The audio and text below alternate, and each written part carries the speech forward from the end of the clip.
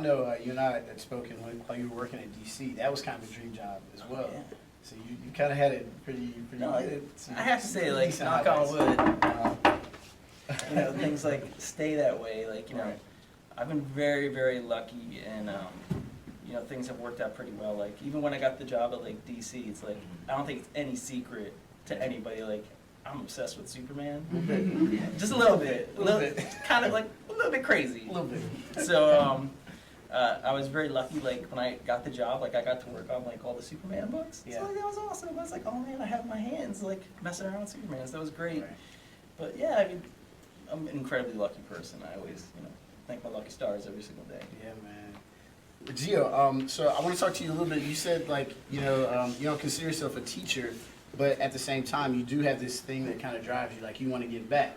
And I guess I want to ask, like, where did that come from, like, in a sense? Because I know, like, with the school, and I try to tell people this all the time, like, it is a community, it's a tight community, meaning, like, I tell people, like, there's thousands of people in the comic book. There's not hundreds of thousands. There's definitely not millions. There's thousands. And that's not really a lot when you think about it.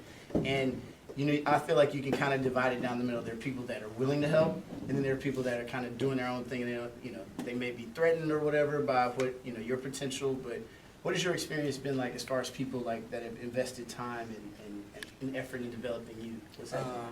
Well, when I was in first year, I was staying at the mansion, and at that time there was this third year who was awesome, and he's working for Aspen Comics now. His name is Alex Conant. Nice. And he was like the nice guy, and you know, every time I was having problems with figures or you know trying to lay out my pages and stuff, he was like more than willing to give me a hand, you know, which was really awesome.